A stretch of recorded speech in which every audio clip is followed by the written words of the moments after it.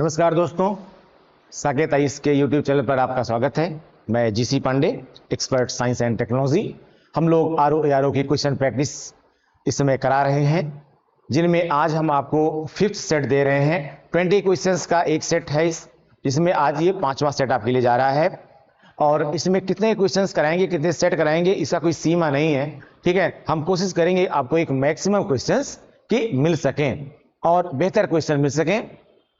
अभी मोस्टली ये क्वेश्चंस आए हुए हैं, लेकिन जो अभी हम एक पूरा मॉडल पेपर भी कराएंगे, कम से कम 10 मॉडल पेपर इसमें हम कराएंगे फुल लेंथ क्वेश्चंस के, जिसमें हम एक साथ सारे टीचर्स के, यानी पहले हिस्ट्री का, ठीक उसके बाद तुरंत पॉलिटी का, एक ही वीडियो में आपको 5-6 अलग अलग टीचर पढ़ाएंगे अपने अपने पार्ट को। तुरंत एक टीचर के बाद अगला टीचर आ जाएगा, एक टीचर के बाद अगला टीचर आ जाएगा। ठीक है ना। तो इस तरह के पूरा हम एक मॉडल पेपर भी कराएंगे, यानी एक पूरे मॉडल पेपर का पूरा एक वीडियो होगा, जिसमें जो है 1 घंटे के लगभग वीडियो में 6 टीचर लगभग पढ़ाए होंगे आपको। ठीक है, तो स्टार्ट करते हैं क्वेश्चन प्रैक्टिस हम साइंस एंड टेक्नोलॉजी की सेट 5th।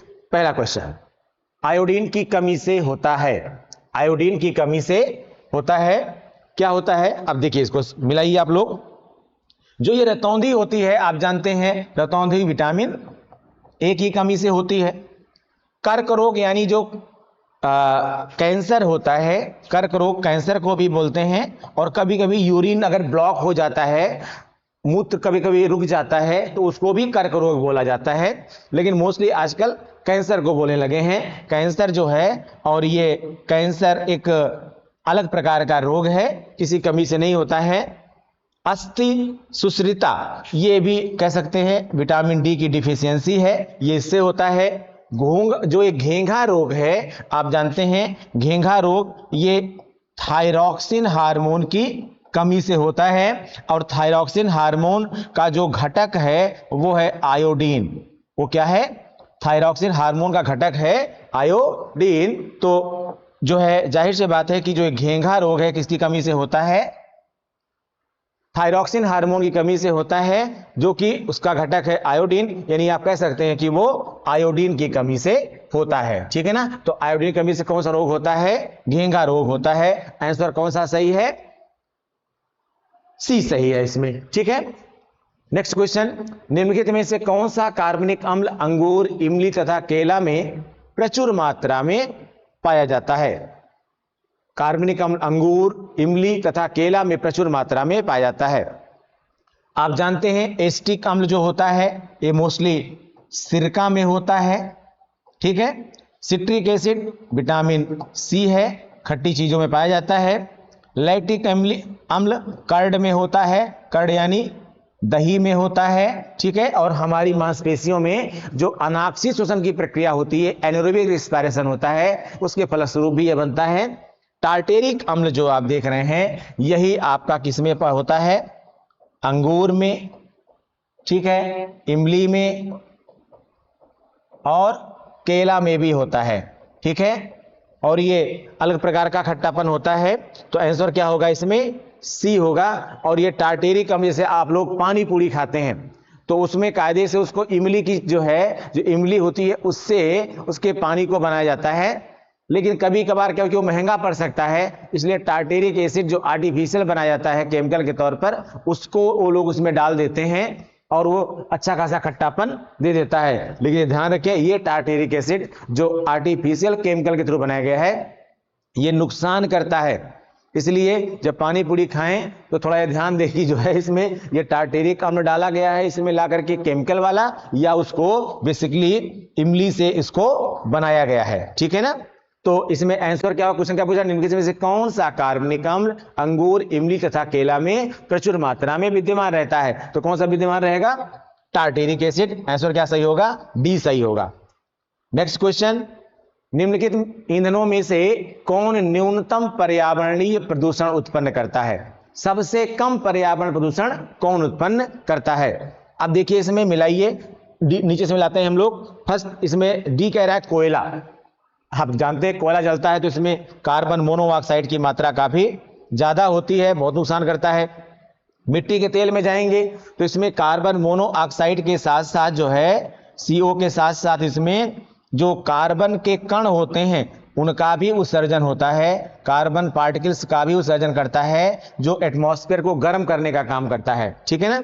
तो जहां तक डीजल है, डीजल में सल्फर डाइऑक्साइड की मात्रा काफी ज्यादा होती है, सल्फर डाइऑक्साइड का उत्सर्जन जो है काफी ज्यादा होता है डीजल से भी। तो जाहिर सी बात है, ना तो ये ऑप्शन सही होगा, ना ये ऑप्शन सही होगा, ना ये ऑप्शन सही होगा। अगर उपलब्ध विकल्पों के आधार पर देखें तो जो हाइड्रोजन है ये सबसे सुरक्षित ईंधन के तौर पर यहां माना जाएगा, इससे न्यूनतम पर्यावरणीय क्षति होगी। तो आंसर क्या सही होगा इसमें? इसमें आंसर सही होगा आपका कौन सा? ए आंसर सही होगा। तो थर्ड का आंसर क्या हो जाएगा? ए हो जाएगा। नेक्स्ट क्वेश्चन देखिए आप, निम्नलिखित में से किसका मस्तिष्क उसके शरीर के अनुपात में सबसे बड़ा होता है? थोड़ा बहुत दिमाग लगा ऐसे देख लीजिए, निम्नलिखित में से किसका मस्तिष्क शरीर के अनुपात में सबसे बड़ा होता है? ठीक है ना। अब इसका आधार पर देखिएगा तो क्या होगा, मानव को पहले मिलाइए तो भाई हमारा शरीर तो ज्यादा वो है लेकिन मस्तिष्क साफ इतना बड़ा नहीं है, इसका मतलब ये आंसर नहीं होगा। डॉल्फिन मछली में भी देखिएगा, उसमें भी ऐसा नहीं होगा। हाथी का शरीर कितना बड़ा होता है आपने देखा होगा, डॉल्फिन का भी कितना बड़ा होता है ये भी आपने देखा होगा।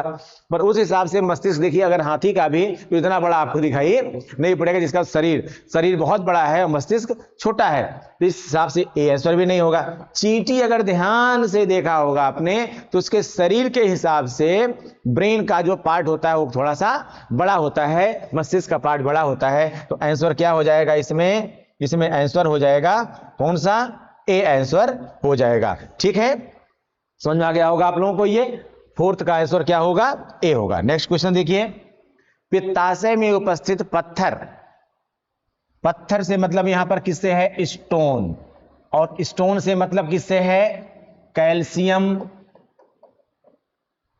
बिलरुबिनेट से, कैल्शियम बिलरुबिनेट से। ठीक है, ये क्या है याद रखिएगा, जो पित्ताशय की पथरी होती है वो किसकी बनी होती है?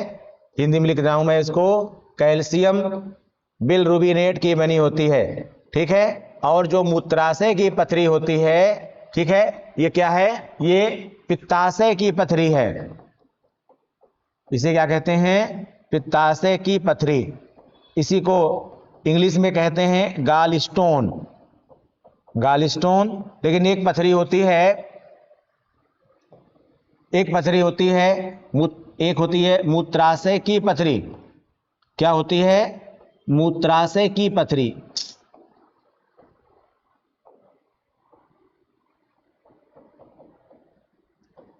मूत्राशय की पथरी, ठीक है, या कह सकते हैं किडनी की पथरी। ये जो बनी होती है, ये बनी होती है कैल्शियम ऑक्सलेट की, कैल्शियम ऑक्सलेट की बनी होती है। ठीक है, तो इस हिसाब से अगर देखा जाए तो निम्नलिखित में से किसका पाचन, क्वेश्चन क्या पूछ रहा है? मैंने पहले यहां पर स्टोन के बारे में बताया, जो कि पित्ताशय में उपस्थित पत्थर, स्टोन किसका क्या होता है ये मैंने आपको बताया, उसी के साथ साथ हमने इसको भी आपको बताया। लेकिन यहां क्वेश्चन क्या कह रहा है कि पित्ताशय में उपस्थित पत्थर मतलब कैल्शियम बिलरुबिनेट निम्नलिखित में से किसका पाचन प्रभावित करता है? किसका पाचन प्रभावित करता है? तो किसका पाचन प्रभावित करेगा? एक्चुअली जो पित्ताशय है उसमें क्या होता है? पित्त अम्ल होता है, और पित्त अम्ल का सीधा संबंध किससे होता है? वसाओं के पाचन से होता है, लिपिड के पाचन से होता है। तो जाहिर सी बात है प्रोटीन वाला ऑप्शन नहीं होगा, कार्बोहाइड्रेट के पाचन संबंध नहीं होता है, न्यूक्लिक अम्ल के पाचन संबंध नहीं होता है। ठीक है ना, इसका संबंध हुआ, संबंध किसका हुआ? इसका संबंध हुआ वसाओं के पाचन से। क्या करता है ये क्या करता है? ये जो पित्त है, याद रखिएगा पित्ताशय में क्या भरा होता है? पित्त भरा होता है। अगर स्टोन हो गया है तो कई बार स्टोन निकालने के चक्कर में आपका पूरा जो है वो जो पित्ताशय है उसको ही निकाल दिया जाता है, गॉल ब्लैडर निकाल दिया जाता है। और जब गॉल ब्लैडर निकाल दिया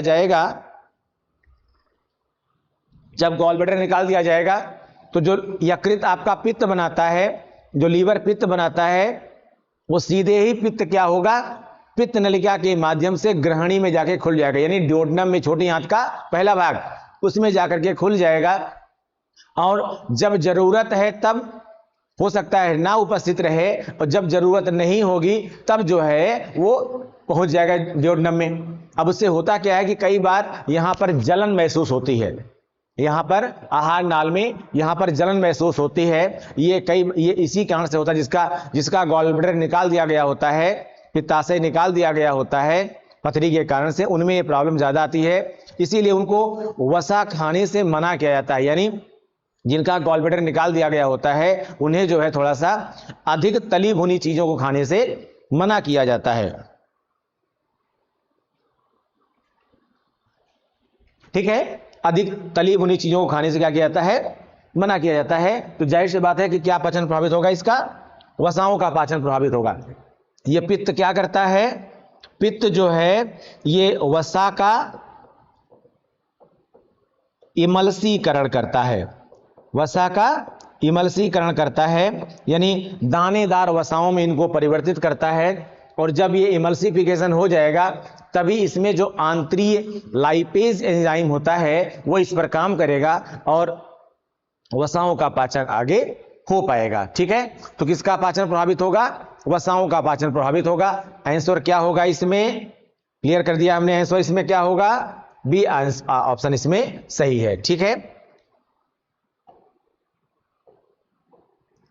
नेक्स्ट क्वेश्चन देखते हैं। निम्नलिखित में से कौन सा आनुवांशिक रोग नहीं है, यानी ये हेरिडिटी डिजीजेस नहीं है।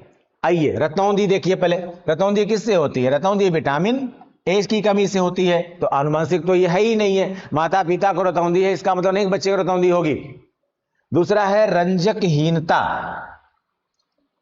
ठीक है, ऑप्शन से इसको हम थोड़ा सा इसको हम नीचे शुरू करते हैं।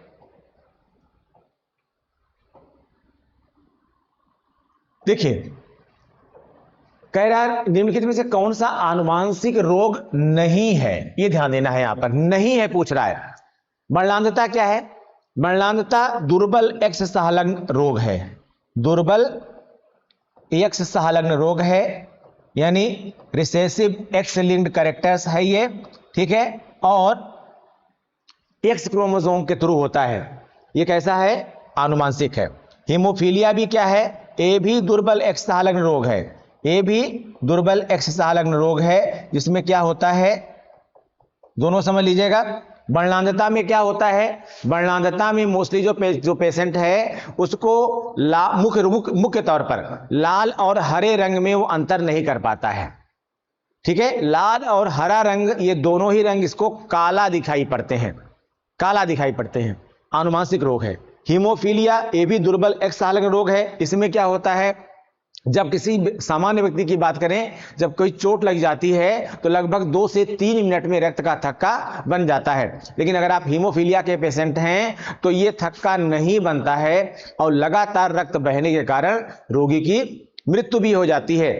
आजकल क्लॉटिंग फैक्टर का विकास कर लिया गया है, तो क्लॉटिंग फैक्टर को किसी व्यक्ति में चढ़ा दिया जाता है दूसरे व्यक्ति से लेकर के, तो ऐसे में उसके अंदर भी कुछ समय के लिए क्लॉटिंग हो जाती है और उसको जान बचा ली जाती है। लेकिन ये सुविधा अभी बड़े शहरों में, बड़े अस्पतालों में ही और जहां पर जागरूकता है, अवेयरनेस है, वहीं पर उपलब्ध है, सब जगह अभी फिलहाल ये नहीं है। रंजकहीनता क्या होती है, रंजकहीनता को इंग्लिश में बोलते हैं एल्बिनिज्म। एल्बिनिज्म, इसमें क्या होता है, आप देखा हो कोई व्यक्ति ऐसा होता है जो अंग्रेजों में भी रंग होता है, उनकी त्वचा में भी मिलेनिन होता है लेकिन कम होता है। लेकिन हमारे यहाँ कुछ देखा होगा आपने भारत में भी कि कुछ लोग ऐसे ना सफेद दिखाई पड़ते हैं, एकदम से व्हाइट रहती है पूरी स्किन, तो कुछ लोग समझते हैं कि उसको लेप्रोसी हुआ है। नहीं, उनको लेप्रोसी क्या होता है, लेप्रोसी में जो है कहीं काला कहीं सफेद कहीं काला, यानी पैचेज पड़े होते हैं, दाग धब्बे पड़े होते हैं। लेकिन इसमें क्या होता है, ऐसा कोई दाग धब्बा नहीं होता है, बल्कि पूरा शरीर ही क्या होता है, पूरी शरीर की त्वचा पर कहीं पर भी रंग नहीं होता, यानी मिलेनिन नहीं होता है। रंजक मतलब डाइज, डाइज मतलब कलर यहां पर, तो ठीक है, पूरी तरह से कलरलेस होती है स्किन, इसमें कोई रंग नहीं होता, रंग विहीन होती है पूरी तरह से स्किन। ठीक है ना, तो उसको हम क्या बोलते हैं, रंजकहीनता बोलते हैं, एल्बिनिज्म बोलते हैं। ये भी एक आनुवांशिक बीमारी है। तो जाहिर सी बात इसमें ऑप्शन ये भी नहीं होगा, ये भी नहीं होगा, ये भी नहीं होगा। अब रतौंधी की जहां तक बात है, तो रतौंधी किससे होती है, रतौंधी विटामिन ए की कमी से होती है, ठीक है ना। विटामिन ए यानी रेटिनॉल की कमी से होती है। जाहिर सी बात है कि रतौंधी आनुवंशिक बीमारी नहीं है, ठीक है। आज ये है, अगर विटामिन ए की कमी पूरी हो गई तो रतौंधी भी अप्रॉक्स ठीक हो जाती है। यानी माँ बाप का इससे कोई संबंध नहीं होता है, यानी ऐसी बीमारी नहीं है जो आपके माता पिता के पैतृक लक्षणों के आधार पर संतानों में विकसित हो, यानी ये व्यक्तिगत बीमारी है। तो आंसर क्या होगा इसमें? आंसर ए सही होगा। आंसर क्या होगा? ए सही होगा। समझ गए होंगे आप लोग। चलिए नेक्स्ट क्वेश्चन देखते हैं। अगला क्वेश्चन कह रहा है कि सूची 1 को सूची 2 से सुमेलित कीजिए और सूचियों के नीचे दिए गए कूट की सहायता से सही उत्तर चुनिए। सही उत्तर चुनिए। अब इसमें मिलाइए आप कि किससे कौन सी चीज मिलती है। अगर आप सामान्य तौर पर इसको मिलाना चाहें तो लगभग जैसे अफीम है, तो अफीम किससे मिलता है? आपको फल से मिलता है। किससे मिलता है? अफीम फल से मिलता है। कोस्ता होता है उसका, उसी में से देखे होंगे आप, ऐसे ऐसे करके वो जो एक्स्ट्रा ऊपर आया रहता है उसको चाकू से अलग कर लेते हैं, इकट्ठा करते हैं, ठीक है। जहां तक रबर है, रबर मोस्ट लाइकली तने से मिलती है। रबर जो होती है वो मोस्ट लाइकली किससे मिलती है? तने से मिलती है। किससे मिलती है? तने से मिलती है। और इसके बाद अगर हम हींग की बात करें तो हींग हमको जड़ों से मिलता है। किससे मिलता है? जड़ों से मिलता है। हींग ईरानी पौधा है एक, और उसकी जो जड़ें होती हैं उसमें थोड़ा पिंच करने पर उससे लार निकलती है, और उसी लार को जो है, ठीक है, इकट्ठा कर लिया जाता है और उसको उसमें जो एक विशिष्ट प्रकार की महक होती है जिसका इस्तेमाल खाने में या स्पेशली कुछ भोजन में महक, उस विशिष्ट महक को उत्पन्न करने के लिए किया जाता है, ठीक है। तो हींग किससे मिल गई? जड़ से मिल गई। कुनैन किससे मिलती है? ये छाल से मिलती है। गुनैन को एक पौधे से की छाल जो होती है ऊपर की, उसी को जो है वो करके और फिर उसको उबाल करके बनाया जाता है। तो उस हिसाब से इसका आंसर क्या सही होगा? अगर मिलाया जाए तो बी का क्या होगा? 2 होगा, ठीक है। ए का क्या होगा? 3 होगा, बिल्कुल ठीक है। और इसके हिसाब से सी का क्या हो रहा है? 4 हो रहा है, क्योंकि तरे से मिल रहा है। और डी का क्या हो जाएगा? 1 हो जाएगा। इस हिसाब से आंसर क्या होगा इसका? बी आंसर इसका सही होगा, ठीक है। क्या होगा इसमें? बी आंसर सही होगा। अब इसमें एक क्वेश्चन से कई क्वेश्चन आपको मिलेंगे, ध्यान दीजिएगा आगे, ठीक है। नेक्स्ट क्वेश्चन हम देखते हैं। अगला क्वेश्चन कह रहा है निम्न में से कौन सा सही सुमेलित नहीं है? सही सुमेलित नहीं है। नीलहरित शैवाल, राइजोबियम लेगुमिनोसोरम, लेगुमिनोसोरम या जो भी है, एजिटोबैक्टर, एजिटोबैक्टर है, ठीक है।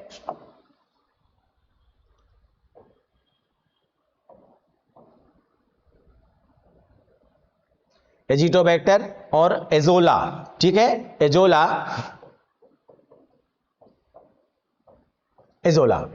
आइए देखिए, नीलहरित शैवाल जो हमारा है, नीलहरित जो शैवाल है ये धान के खेतों में पाया जाता है। कहां पर? धान के खेतों में पाया जाता है। और ये धान खेतों में किसमें पाया जाता है? एक विशिष्ट प्रकार का छोटा छोटा पौधा होता है, उसी की पत्तियों में काई के रूप में उपस्थित होता है और नाइट्रोजन फिक्सेशन का काम करता है।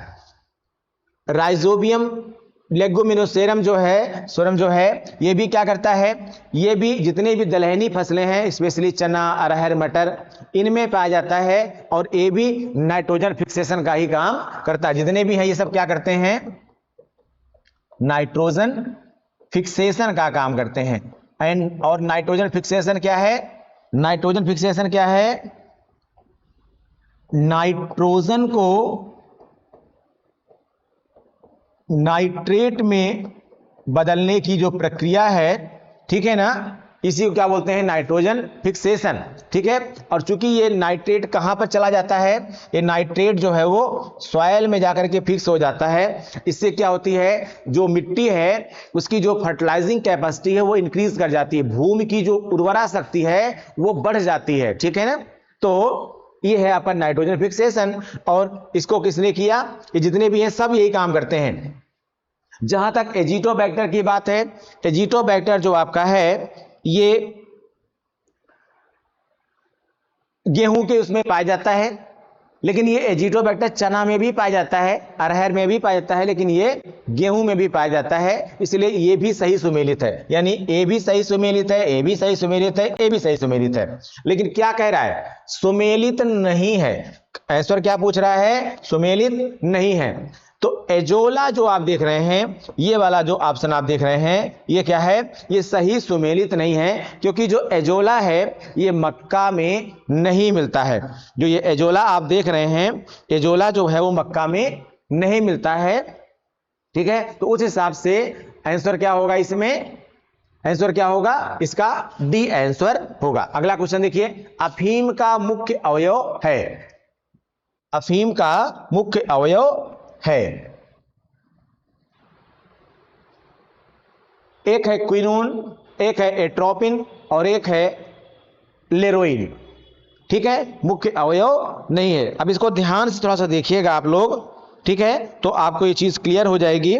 ठीक है, कि इसका कौन सा अवयव, अफीम किससे मिलता है। एक्चुअली अफीम का जो मुख्य कंटेंट होता है वो मार्फिन होता है। क्या होता है, मार्फिन होता है। और मार्फिन जो है एक मादक पदार्थ है, मादक पदार्थ है। यानी ये एक तरह से कह सकते हैं नशीला पदार्थ है, जो आपको नशा के लिए, यानी आपको बेहोश भी कर सकता है, आपको थोड़ा सा मदहोशी में ला सकता है। ठीक है, पहले इसका इस्तेमाल मार्फिन का जो जितनी भी हमारी खांसी की दवाएं हैं उनमें भी किया जाता था, खांसी की दवाओं में भी किया जाता था। लेकिन जो है नशा ज्यादा होने के कारण इसका जो है लोगों ने क्या किया, नशे के लिए उपयोग करना शुरू कर दिया। अभी भी आप लोग देखते होंगे कुछ लोग खांसी की दवाओं को जो है नशा के लिए उपयोग करते हैं। ठीक है ना, तो कुछ सिरप ऐसे हैं, कफ सिरप, जो इसीलिए खूब बिकते हैं। ठीक है, तो कोशिश किया गया कि मार्फिन को पर रोक लगा दी जाए, यानी मार्फिन बेस्ड कफ सिरप पर रोक लगा दी गई। एक तरह से प्रोहिबिशन है, पर उसके दूसरे फॉर्म में अभी भी इसका यूज किया जाता है। इसीलिए जो अगर इसको ओवरडोज किसी को ले लिया तो वो बेहोश हो सकता है, और अगर ज्यादा और ओवरडोज हो गई है और उसकी या कुछ उसकी बॉडी में कुछ ड्रॉबैक्स हैं तो अल्टीमेटली उसकी डेथ भी हो सकती है। ठीक है, तो अफीम का मुख्य अवयव क्या है, अफीम में यह पाया जाता है मार्फिन। ठीक है, आंसर क्या होगा, ए सही होगा। अगला क्वेश्चन, नॉकनी सिंड्रोम जो है उत्पन्न होता है। नॉकनी सिंड्रोम पारा के प्रदूषण से नहीं, बिल्कुल नहीं होता है। सीसा यानी लेड के प्रदूषण से, ये भी नहीं होता है। संख्या के प्रदूषण से, नहीं, ये भी नहीं होता है। सच बात यह है कि नॉकनी सिंड्रोम जो है ये फ्लोराइड के प्रदूषण से होता है। ठीक है, ऐसी जगह जहां पर फ्लोराइड की मात्रा बहुत बढ़ जाती है। फ्लोराइड आप जानते हैं एक खनिज लवण है, खनिज लवण है। ठीक है ना, और इसमें होता क्या है, फ्लोराइड अगर जल में ज्यादा हो जाता है तो इससे आपके शरीर में एक रोग होता है, उसको बोलते हैं फ्लोरोसिस। क्या बोलते हैं, फ्लोरोसिस। फ्लोरोसिस रोग में क्या होता है,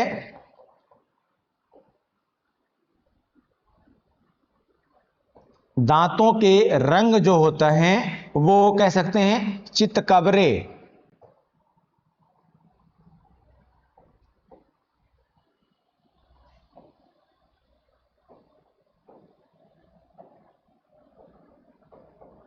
हो जाता है। ये चितकबरा क्या होता है,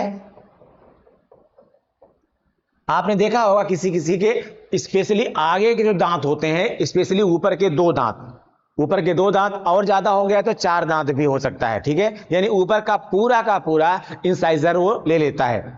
ठीक है, इसमें आप देखेंगे, मान लीजिए सपोज दैट कि ये आपके टीथ हैं। ठीक है ना, ऐसे टीथ होता नहीं है भाई। ठीक है, आप मान लीजिए कि आपका क्या है, ये टीथ है। ठीक है, अब ये टीथ है मान लीजिए आपका, तो यहीं पर देखेंगे ऐसे ऐसे लगभग कुछ इस कलर के ऐसे ऐसे पैचेज बन जाता है, कत्थई रंग का लगभग क्या होता है, ऐसे ऐसे पैचेज बन जाते हैं। इस पर देखा होगा आपने, आगे के ऊपर के दांतों में ऐसे ऐसे पैचेज बन जाता है, और इसे बोलते हैं चितकबरा रंग। ठीक है, ये हो जाता है, और अगर एक बार ये हो गया तो कभी जो है वो हटता नहीं है।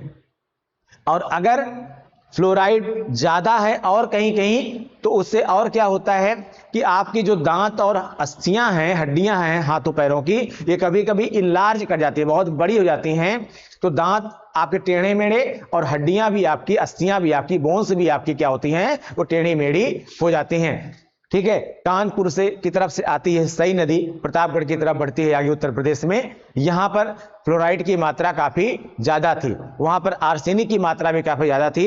तो उन्नाव, अगर कानपुर से एरिया देखेंगे आप प्रतापगढ़ साइड में उत्तर प्रदेश में, तो यहां पर उन्नाव के आसपास जो टेनरीज पड़ती हैं, उनके चमड़ा साफ करने के लिए जो आर्सेनिक का यूज किया जाता है, उससे फ्लोराइड की मात्रा बहुत बढ़ जाती है। और उसके आसपास रहने वाले जितने भी इलाके हैं वहां पर यह समस्या बहुत बड़ी हो गई है। उस पर रिसर्च भी आगे चल रहा है। ठीक है, तो इसमें क्या आंसर सही होगा? डी आंसर इसमें सही होगा। नॉक नी सिंड्रोम जो होता है ये किसके? फ्लोराइड के प्रदूषण के कारण होता है। अगला देखिए, लिपिड्स का पाचन निम्नलिखित में से कुछ की उपस्थिति में होता है। कुछ की उपस्थिति में होता है। एक्चुअली लिपिड के पाचन के लिए आप इसको थोड़ा ध्यान समझिएगा।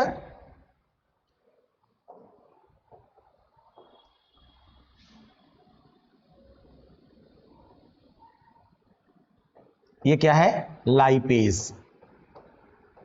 ठीक है, लाइपेज कह रहा है कि लिपिड्स का पाचन निम्नलिखित में से कुछ की उपस्थिति में होता है, यानी कुछ चीजें चाहिए से लिपिड का पाचन आसान हो जाता है।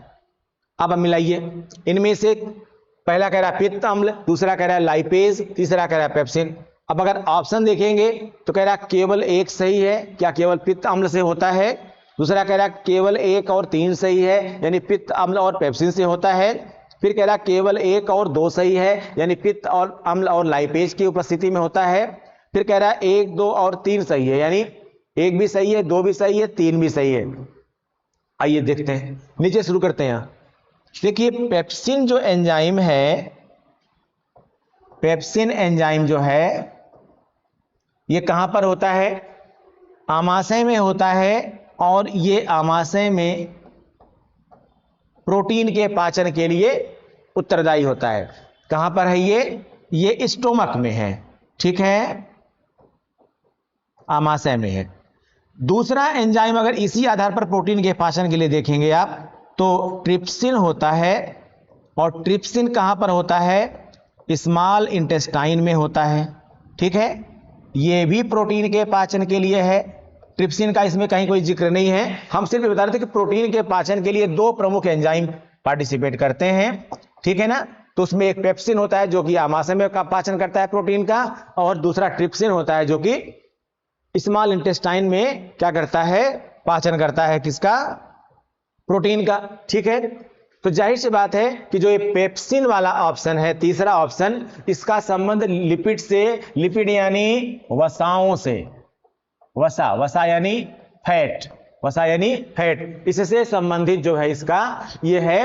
तो पेप्सिन का संबंध किससे है? सीधे सीधे प्रोटीन से है। जाहिर सी बात है ये तो होगा ही नहीं। अब पित्त अम्ल और लाइपेज को देखते हैं। पित्त अम्ल और लाइपेज को देखते हैं, समझिए। अभी इससे पहले हमने बताया आपको पित्त अम्ल के बारे में। पित्त अम्ल क्या है? आपके यकृत से क्या बनता है? यकृत से बनता है पित्तरस। ठीक है ना, क्या बनता है? पित्तरस। और ये पित्तरस जो होता है ये सीधे इसका पाचन कहां पर होता है? इसके पाचन का संबंध होता है वसा यानी लिपिड से। ठीक है, वसा यानी लिपिड से। तो इसका संबंध किससे है? वसा यानी लिपिड के पाचन से है। इसका मतलब पित्त अम्ल सही है। अब देखिए, पित्त अम्ल के अलावा क्या और भी कुछ है इसमें? नहीं तो केवल एक सही है, ये भी हो सकता था। नहीं, आगे हमेशा पूरे आंसर को पढ़ना आपके लिए बहुत जरूरी है। कभी कभी क्या होता है कि हम एक पर रुक जाते हैं, लगता है हाँ ये तो सही है, इसी को मार दो। नहीं, आगे भी देखिए। लाइपेज 3 महत्वपूर्ण एंजाइम आमाशय में, पेप्सिन, एमाइलेज और लाइपेज। जब आप छोटी आंत जाएंगे इसके बाद तो ये हो जाएगा ट्रिप्सिन, एमाइलेज, ये आंतरीय एमाइलेज और आंतरीय लाइपेज।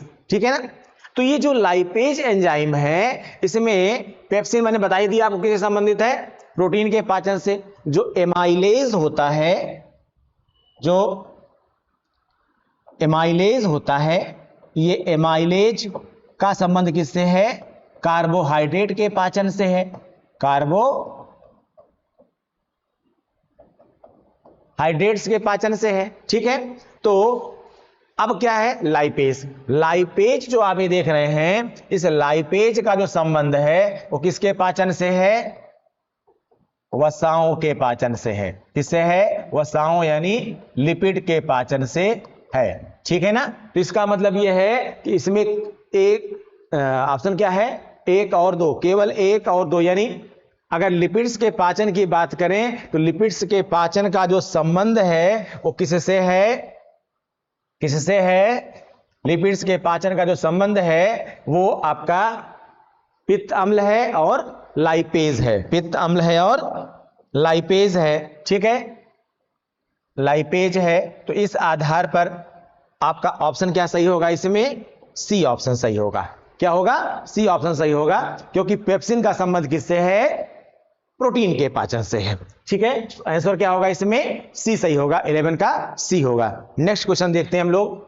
श्वसन में ऊर्जा उत्पादित होती है, श्वसन में ऊर्जा उत्पादित होती है एडीपी के रूप में, एटीपी के रूप में, एनएडीपी के रूप में, या कार्बन डाइऑक्साइड के रूप में। श्वसन क्या है? श्वसन वो प्रक्रिया है जिसमें ग्लूकोज का क्या होता है? ग्लूकोज का उपापचय होता है, और यह एक रासायनिक अभिक्रिया है जिसमें ग्लूकोज का रासायनिक जारण और विखंडन होता है। किसकी उपस्थिति में? ऑक्सीजन और जल की उपस्थिति में। उसके परिणाम स्वरूप क्या होता है? कार्बन डाइऑक्साइड और जल ये उत्सर्जी पदार्थ के रूप में मुक्त होते हैं, लेकिन साथ में मुख्य पदार्थ मिलता है, ऊर्जा जिससे आपको प्राप्त होती है वो होती है एटीपी। क्या होती है? एटीपी। आंसर क्या सही होगा इसमें? एटीपी। कैसे होगा ये देख लीजिए आप लोग, रिएक्शन देखिए इसका। देखिए ये है glucose C6H12O6 plus 6H2O plus 6O2। अब ये रिएक्शन हुआ, क्या बनेगा? 6CO2 plus 12H2O plus 38 ATP। ATP बनी यहां पर, ATP बनी यहां पर।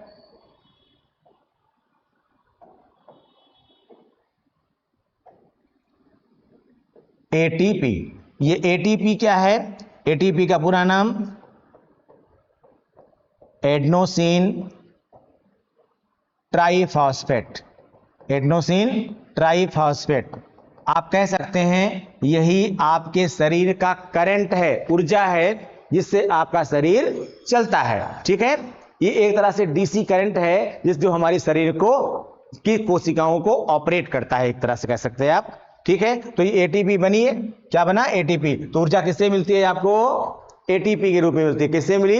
ग्लूकोज का देखिए जल और ऑक्सीजन की उपस्थिति में क्या हुआ? रासायनिक जारण और विखंडन हुआ। ठीक है, इसके बाद कार्बन डाइऑक्साइड और ये जल सह उत्पाद के रूप में मुक्त हुए, इनका उत्सर्जन कर दिया जाएगा। कार्बन डाइऑक्साइड को हम क्या करेंगे? नाक से निकाल देंगे फेफड़ों के थ्रू, और जल को हम मूत्र के थ्रू या पसीने के थ्रू निकाल देंगे, और जो एटीपी होगी इसको हम ऊर्जा के तौर पर इस्तेमाल करने लगते हैं। लेकिन जब यही एटीपी ज्यादा मात्रा में बन जाती है तो इसको ये कहां पर होता है एक्टिविटी? ये माइटोकॉन्ड्रिया में होती है। ये जो आप देख रहे हैं इस प्रोसेस को क्या बोलते हैं? हम श्वसन बोलते हैं। श्वसन यानी रेस्पायरेशन बोलते हैं इसको। और जो रेस्पिरेशन है ये प्रोसेस कहां पर होता है बेटा? ये पूरा का पूरा जो प्रोसेस होता है वो कहां होता है? ये पूरा प्रोसेस माइटोकॉन्ड्रिया में होता है, माइटोकॉन्ड्रिया में होता है। ठीक है, माइटोकॉन्ड्रिया में होता है। लेकिन जिनमें माइटोकॉन्ड्रिया नहीं पाई जाती है, जिसमें भी एक कोश की जीव है, प्रोकैरियोटिक जीव हैं, उनमें ये कोशिका द्रव्य में होता है। यूकैरियोटिक कोशिकाओं में यानी विकसित कोशिकाओं में, यानी हमारे आपके अंदर क्या होता है? ये माइटोकॉन्ड्रिया में होता है। लेकिन जितने भी अविकसित कोशिकाएं हैं उनमें ये प्रक्रिया कहां होती है? कोशिका द्रव्य में होती है, साइटोप्लाज्म में होती है। ये भी क्वेश्चन पूछा गया है। तो ज्यादा मात्रा में एटीपी बन जाने पर माइटोकॉन्ड्रिया क्या करती है? इस एटीपी को कन्वर्ट कर देती है, किसमें कन्वर्ट कर देती है? एडीपी में, एडीपी में, एडीपी मतलब यहां पर ट्राई है ना, यहां पर क्या हो जाएगा, डाइफॉस्फेट, ठीक है। तो एडीपी में कन्वर्ट कर देती है और जब जरूरत पड़ती है तो फिर इस एडीपी को क्या करती है, एटीपी में कन्वर्ट कर देती है। इस काम को किसने किया, इस काम को किया माइटोकॉन्ड्रिया ने किया। इसने किया, माइटोकॉन्ड्रिया ने किया, ठीक है। इससे आपके जो है बॉडी में एक जो है एक ऑन एवरेज एटीपी मेंटेन रहती है, ठीक है। तो ये श्वसन में ऊर्जा उत्पादित किससे होती है, एटीपी के रूप में। तो आंसर क्या होगा, आंसर आपका बी सही होगा। नेक्स्ट क्वेश्चन देखते हैं। विटामिन B12 में निम्नलिखित में से कौन सी धातु मौजूद है। विटामिन B12 में निम्नलिखित में से कौन सी धातु मौजूद है। तो आप सब लोग जानते होंगे, क्या इसमें मैग्नीशियम पाया जाएगा, नहीं पाया जाएगा। क्या इसमें मैग्नीशियम पाया जाएगा, नहीं होगा। जस्ता इसमें होता है, नहीं होता है।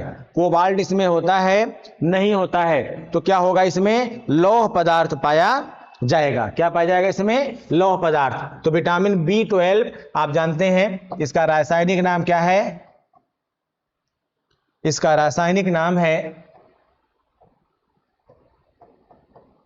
साइनोकोबालामिन, ठीक है, साइनोकोबालामिन। और ये B12 जो है इसका संबंध रक्त से है, ठीक है। इसकी अगर कमी है विटामिन B12 की तो आपको एनीमिया हो जाएगा, एनीमिया।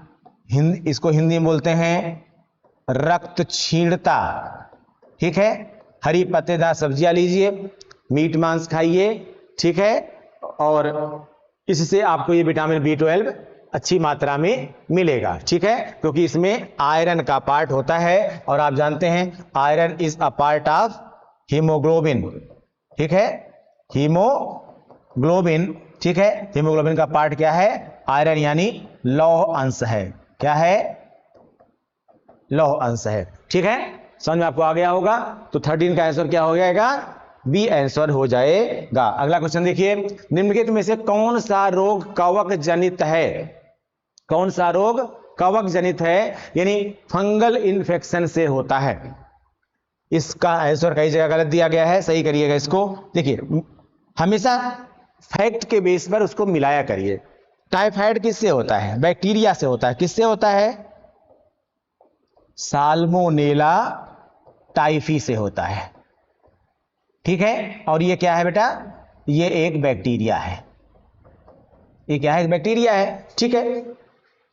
गंजापन जो होता है ये एक आनुवांशिक बीमारी है। ये एक आनुवांशिक बीमारी है, आनुवांशिक बीमारी है। अब गंजापन भी दो प्रकार का होता है। जैसे यहां थोड़ा सा अगर कहीं पे बाल झड़ जा रहा है तो वो ठीक हो सकता है, क्योंकि वो मोस्टली फंगल इन्फेक्शन से हो सकता है। लेकिन मुख्य तौर पर जो गंजापन, जो स्पेशली आप मेल में देखते हैं, पुरुषों में देखते हैं, जो एक गंजापन डिजाइनर होता है, डिजाइनर समझ रहे हैं ना, इस तरीके से पहले यहां बाल झड़ना शुरू होगा, यहां से बाल झड़ना शुरू होगा, फिर बीच में गायब हो जाएगा, केवल किनारे किनारे मेंटेन रहेगा। इसे क्या बोलते हैं, ये आनुवांशिक गंजापन है, ठीक है ना। और ये एक XY संलग्न डिजीज है, XY संलग्न लक्षण है। लेकिन ये जो है ज्यादातर 90% केसेस में केवल पुरुषों में दिखाई पड़ता है। क्यों, बिकॉज ऑफ इस आनुवांशिक गंजापन के जो है, यानी आनुवांशिक रूप से बालों के झड़ने के लिए एक हार्मोन चाहिए, ठीक है। ये XY है, तो माता पिता से पुत्र पुत्री दोनों में गया है लक्षण, लेकिन दिखाई केवल किसमें पड़ेगा, केवल पुत्र में पड़ेगा। क्यों, क्योंकि इस लक्षण के विकास के लिए नर हार्मोन्स यानी टेस्टोस्टेरोन चाहिए। क्या चाहिए, टेस्टोस्टेरोन चाहिए। टेस्टोस्टेरोन अगर हार्मोन है तब तो ये दिखाई पड़ेगा, अदरवाइज चूंकि नर हार्मोन है तो केवल मेल में होगा। इसीलिए आनुवांशिक गंजापन जो डिजाइनर तरीके से बाल झड़ते हैं वो किसमें झड़ते हैं, केवल पुरुषों में दिखाई पड़ता है, स्त्रियों में बहुत कम दिखाई पड़ता है, ठीक है। उस जो जिन स्त्रियों में दिखाई पड़ता है उसका दूसरा कारण भी है, वो हम बाद में बताएंगे। तो ये भी नहीं होगा।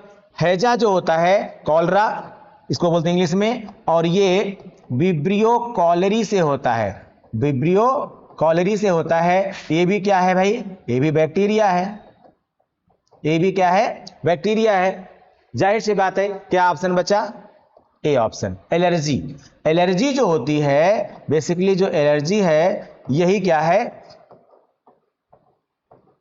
फंगल इन्फेक्शन है, ठीक है, कवक संक्रमण से होता है। और मोस्टली ये जो कवक होते हैं जब फूलों का मौसम आता है, ठीक है, इससे होता है, फूल में पराग से, ठीक है, या जो स्पोर्स होते हैं जो, ठीक है, उनसे, इन सब से होता है, नाक में चला जाता है और इसकी वजह से जो है स्नोफिल कोशिकाएं हमारी बढ़ने लगती है, म्यूकोसा का डेवलपमेंट होने लगता है, जो साइनस रूट है वो हमारा थोड़ा सा अफेक्टेड हो जाता है, ठीक है, और इससे नाक बंद हो जाती है, ब्लॉकेज आ जाता है, सिर में दर्द होता है, ठीक है। तो ये प्रॉब्लम्स बढ़ जाती है और अक्सर ये रिपीट होती रहती है। ये स्पेशली इन मौसम में बहुत होगा, अभी अक्टूबर में, नवंबर में ये काफी ज्यादा जो है तीव्र हो जाता है, क्योंकि दिसंबर में भी है, क्योंकि जब फूलों का मौसम आता है तो वहां पर ऐसे व्यक्ति जिनको ये प्रॉब्लम रहती है एलर्जी की, मोस्टली उनको क्या करना चाहिए? मास्क का उपयोग करना चाहिए, खासकर उन इलाकों में जहां जहां पेड़ पौधे ज्यादा हों, अगर वहां से गुजर रहे हों तो मास्क का इस्तेमाल जरूर करें। धूल से भी हो सकता है ये, ठीक है, एलर्जी। तो कौन सा रोग है ये? कवक जनित रोग है। कौन सा? एलर्जी। एलर्जी क्या है? कवक जनित रोग है। तो आंसर क्या सही होगा इसमें? ए सही होगा। अगला क्वेश्चन देखिए, डीएनए में मौजूद शर्करा होती है। डीएनए में मौजूद शर्करा होती है। अब देखिए, डीएनए को अगर हम क्लासिफाइड करें तो आप देखिएगा, डीएनए जो है इसमें एक तो डीऑक्सी राइबोस शुगर, दूसरा होता है इसमें फास्फोरिक एसिड, और तीसरा होता है इसमें बेस। बेस को आप बांटते हैं दो भागों में, एक है प्यूरिन्स और एक है पिरीमिडिन्स, ठीक है ना।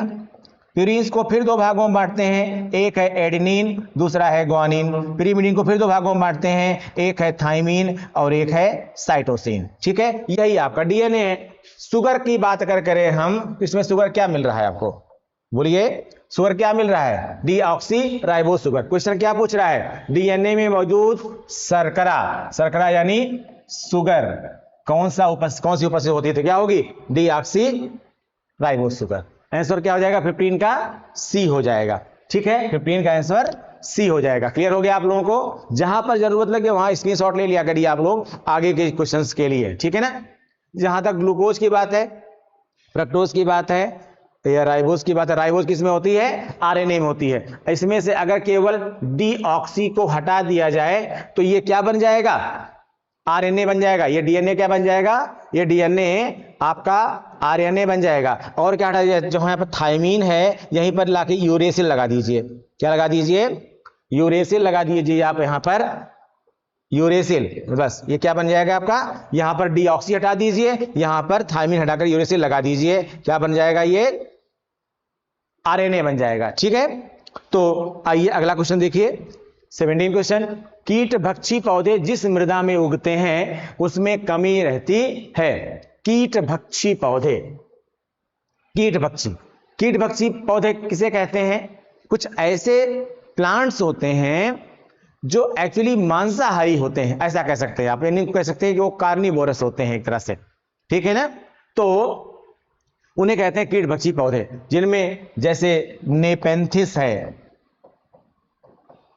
नेपेंथिस है, ठीक है, या इसको आप हिंदी में घटपर्णी कहते हैं, क्योंकि इसका जो मुंह होता है वो घट यानी घड़े के आकार का होता है, खूबसूरत सा दिखता है, और हर खूबसूरत चीज अच्छी नहीं होती है।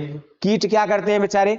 ये उस पर बैठते हैं, और जैसे ही उसके उस पर बैठते हैं, ये ऐसा बना होता है कि जैसे ही इस पर बैठते हैं, ये ऐसे माली इंसेक्ट बेचारा बैठा, ये तुरंत दब जाएगा अंदर और उसी में वो कीट चला जाएगा।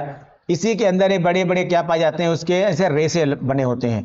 अब इसी में चूंकि कीट है तो उसके फेदर होंगे, पंख होंगे, छोटे छोटे पंख इसमें फंस जाता है और बिना पंखों के उड़ वो सकता नहीं है। अल्टीमेटली वो इसी में, और तुरंत ही ये क्या करता है? पौधा कुछ एंजाइम्स निकालता है, और वो एंजाइम क्या करते हैं? उस कीट को मार देते हैं और उसको एक अब क्यों ये ऐसा करते हैं, क्यों ऐसा करते हैं, इंपॉर्टेंट है कि कीट को क्यों खाते हैं। एक्चुअली आंसर इसका होगा सी, यानी ये वो पौधे हैं जहां ये वो पौधे हैं जो ऐसी जगह पे उगते हैं जहां पर नाइट्रोजन की क्या होती है, कमी होती है। और आप जानते हैं बिना नाइट्रोजन यानी नाइट्रेट के पौधे सरवाइव नहीं कर सकते। जहां की भूमि में नाइट्रोजन नहीं होगी, नाइट्रेट नहीं होगी, वहां पर पौधे उग नहीं सकते हैं। ऐसी भूमि को ऊसर भूमि कहा जाता है। ठीक है, तो ऐसे में क्या होता है, ये जो घटपर्णी पौधे हैं, कीटभक्षी पौधे, ठीक है, ये क्या करते हैं, अपनी नाइट्रोजन की कमी को पूरा करने के लिए, नाइट्रोजन यानी अब इसको फॉर्म क्या है वास्तव में, नाइट्रेट, नाइट्रेट के रूप में ग्रहण करते हैं लोग, ठीक है ना। इसकी कमी को पूरा करने के लिए क्या करते हैं, कीटों का भक्षण करते हैं। अब जब यहां पर ये फंस जाता है तो क्या करते हैं, ये क्या करते हैं, ये जो कीट होता है, चूंकि कीट है, जो प्रोटीन की मात्रा खूब रहती है, और प्रोटीन क्या है, प्रोटीन क्या है, प्रोटीन एक नाइट्रोजेनिक पदार्थ है। प्रोटीन एक क्या है, नाइट्रोजेनिक पदार्थ है, नाइट्रोजन सब्सटेंस है, नाइट्रोजन ही पदार्थ है उसके। तो उसमें प्रोटीन किससे बनी होती है, कार्बन, हाइड्रोजन, ऑक्सीजन और नाइट्रोजन से बनी होती है। इस नाइट्रोजन वाले पार्ट को ही क्या करता है, जो कीट है वो ग्रहण कर लेता है, इसीलिए वो क्या करता है, कीटों को मार देता है। तो क्योंकि ये ऐसी जगह पे उगा ही है जहां पर नाइट्रोजन की कमी होती है। तो आंसर क्या सही होगा इसमें, सी सही होगा।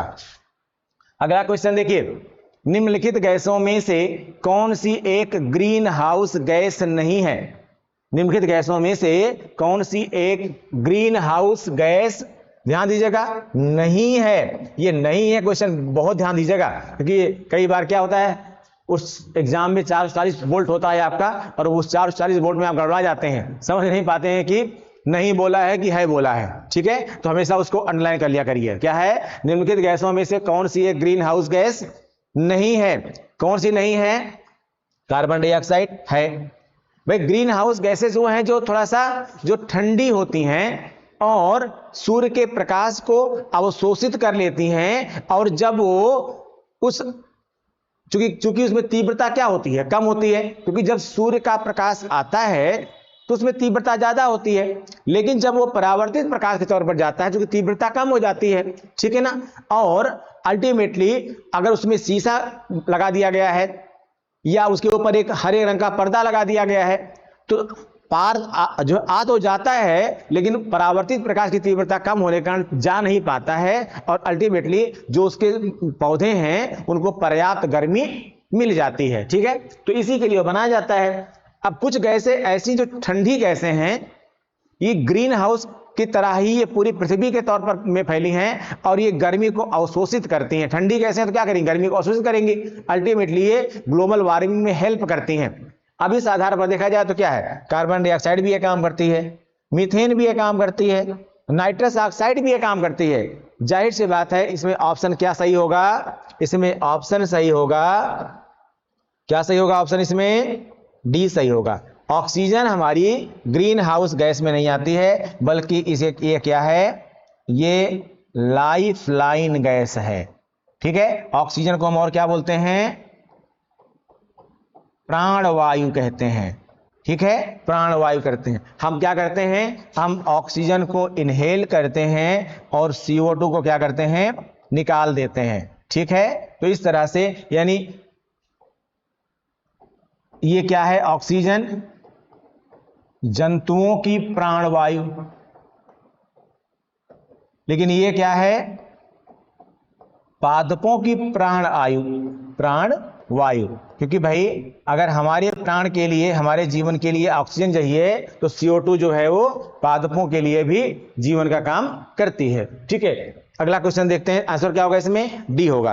अगला क्वेश्चन क्या है, सूची 1 को सूची 2 से सुमेलित कीजिए और सूचियों के नीचे दिए गए कूट की सहायता से सही उत्तर चुनिए।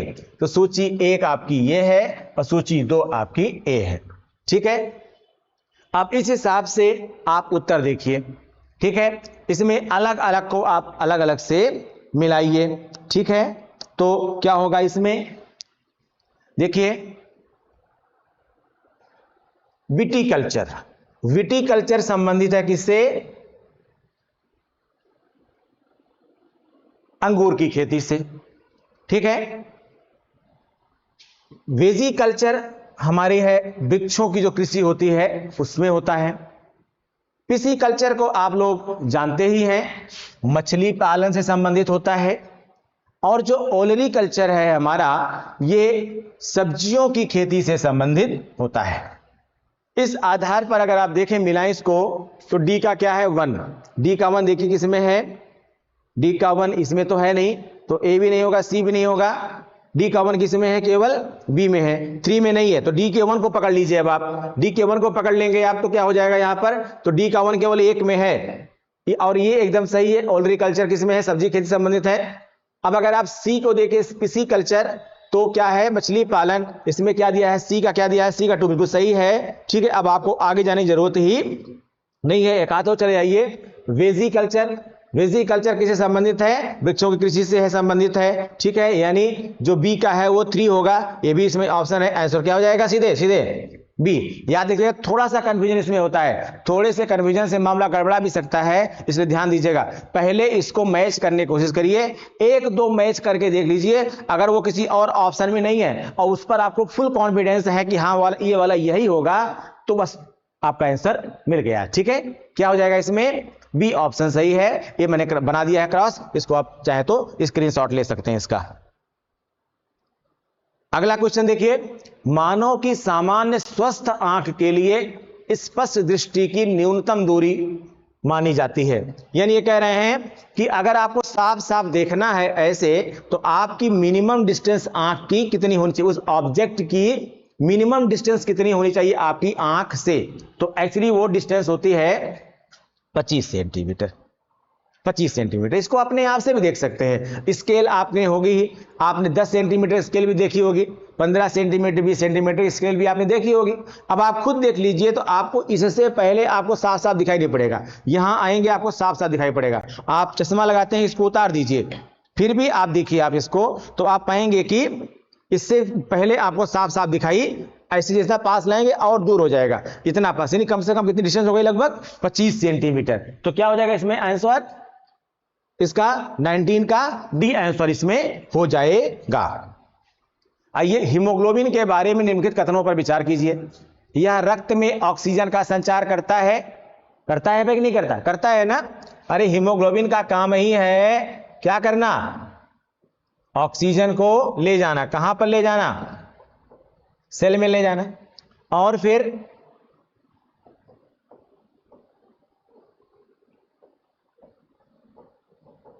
और दूसरा काम का क्या करना? जो सेल में मेटाबॉलिज्म हुई और जो CO2 बनी है, उसको वापस क्या करना? कहां ले जाना? फेफड़ों में। यह है आपका फेफड़ा यानी लंग्स। इस लंग्स से ऑक्सीजन को ले जाना और वापस कहां लाना? CO2 को फिर से लंग्स में लाना। ये इसका काम ही होता है। केवल क्या पूछ रहा है? ऑक्सीजन का संचार तो करता है। यह लौह युक्त यौगिक है। बिल्कुल, हीमोग्लोबिन का जो पार्ट है वो किससे होता है? देखिए, हीमोग्लोबिन जो बना होता है वो 2 पार्ट से, हीम प्लस ग्लोबिन। हीम कौन सा पार्ट है? आयरन पार्ट, लौह अंश है। और जो ग्लोबिन पार्ट है कौन सा है? ये प्रोटीन भाग है। ठीक है ना, प्रोटीन भाग है। जाहिर सी बात है लौह युक्त यौगिक है या नहीं है? तो दूसरा भी सही है। तीसरा कह रहा है यह कुछ रोगों के प्रति प्रतिरक्षा प्रदान करता है, यानी आपकी बॉडी में इम्यून सिस्टम को डेवलप करता है, इम्यूनिटी भी डेवलप करता है, रोगों से लड़ने की क्षमता बढ़ाता है। बिल्कुल नहीं। हीमोग्लोबिन का संबंध रोगों के प्रति प्रतिरक्षा उत्पन्न करना या रोगों से लड़ने की क्षमता विकसित करना बिल्कुल नहीं है। हीमोग्लोबिन का बस 2 ही काम है।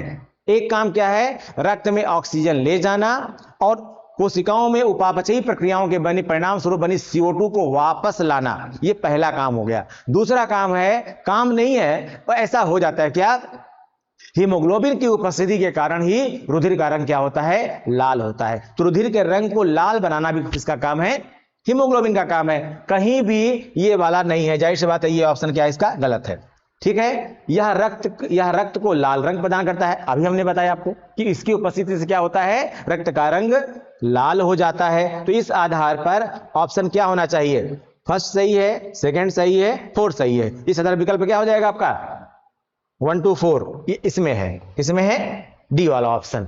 इसमें फर्स्ट सही है, सेकंड सही है और फोर्थ सही है। ठीक है, तो इस तरह से आंसर आपका हो गया डी। आज हमने ये आपको 20 क्वेश्चंस कराए, इसकी आंसर शीट आपके सामने ये रही। ठीक है, इसका स्क्रीनशॉट ले लीजिए, आप इसको भी मिलाइएगा। ठीक है, और करेक्ट आंसर आप कोशिश करिए कमेंट बॉक्स में देने की कोशिश करिए कि आप खुद से कितना सही कर पाते हैं, और ये परसेंट आपका डेली बढ़ते रहना चाहिए। अगर पहले कम कर रहे थे तो ये इंक्रीजिंग ऑर्डर में होना चाहिए। ठीक है, नेक्स्ट वीडियो में हम लोग मिलते हैं। क्वेश्चन प्रैक्टिस का ये सेशन कंटिन्यूअस रहेगा। ठीक है, देखते जाइए। अगर अच्छा किया है तो लाइक करिए। ठीक है, कमेंट्स बॉक्स में बताइए। ठीक है, कि आप अच्छा कर रहे हैं सर, और आपको कुछ और चाहिए तो आप वो भी बताइए। ठीक है, पूरी कोशिश है हमारी कि आपकी आरओ की जो क्वेश्चन प्रैक्टिस है वो बढ़िया तरीके से हो जाए। Thank you.